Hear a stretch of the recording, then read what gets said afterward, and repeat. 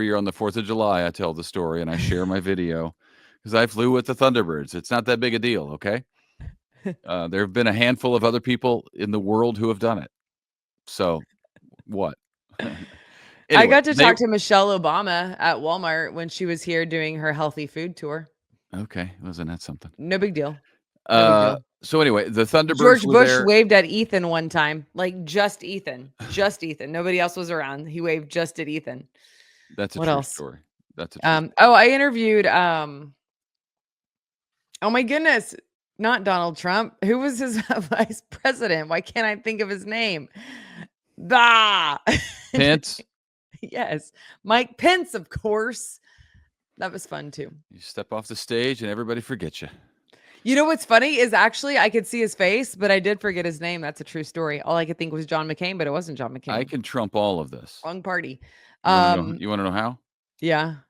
Well, I had a couple of things. I did interview the president, President Trump, before he was ever president. He was at a Tyson Holyfield fight. Right. And Don King and some other folks.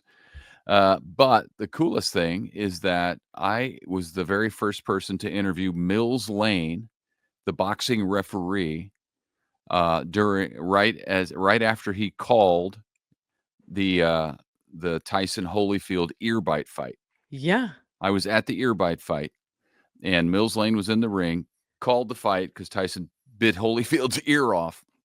Mills Lane is climbing out of the ring. I'm there with a photographer and a microphone, working for the TV station in Las Vegas, the NBC affiliate. And I say, and I have this on video, thanks to Joe Hickman, by the way. I say to him, "Why'd you stop the fight?" And he's like, "What? G did?" He cursed at me. It was the best sound ever. And I said, "Well, Tyson's camp is saying that Holyfield was headbutting." "Oh, that's bull." And he cursed at me again. It was the best soundbite because it was so raw and in the moment. And I'm playing devil's advocate. Because, right. Like you do. I know. He's coming it's out like of the ring. Perp walk. Reporters don't do the daggum perp walk anymore. I know the answer to the question. Okay. I'm asking the question to get the reaction. Correct. Reporting 101. Babe, I would have supported your question, your line of questioning. I wouldn't have thought you were dumb or crazy. Nobody had a problem with it because we played it. We just bleeped him and played it that night on the news, and it was fantastic. Yeah. And who knew but Joe Hickman? I was in Las Vegas, working in Las Vegas. And didn't even know Joe Hickman. Never been to Springfield. And Joe Hickman's minding his own business, working on a weekend night in Springfield like he did for like 30 years. And he was recording the satellite feed as it came in. So he had me on video talking to Mills Lane and the fight doctor, Bernie Pacheco.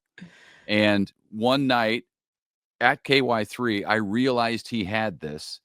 And I said, because I've been telling the story, but I never had the video to back it up, that Mills Lane cursed at me. So now if you look it up on YouTube, it's there. You can see Mills Lane cursing at me, a very young Ethan Forhetz. You feel like the Mills Lane story is bigger than President Bush waving at you specifically? Yeah, it was just a wave. Mills Lane cursed at me. I know, but it was a wave with like a hey, I'm looking at you. Well, hold on. Wait a second. We made a connection. Brooks, no doubt. Garth Brooks and I have a connection. Hello. Garth Brooks looked at me. I gave him the poke sign, and he went like this. Yeah. Like 3 times. It was me. He was talking to me, actually. Where'd you get that great idea, by the way? Well, I married a guy who is pretty creative. Ethan was like, "Hey, you should give him the poke sign because we went to the same university." And so that's what I did. And it worked. He will totally react to that. Yeah. There was a sea of people and he pointed out me. Anyway, Michelle Obama, Mike Pence are still probably my coolest, other than a bunch of super high profile criminals, which nobody wants to hear about. I mean, you'll watch it. You watched it because it was good television, but you don't want to hear about it now. And guess what? I don't either.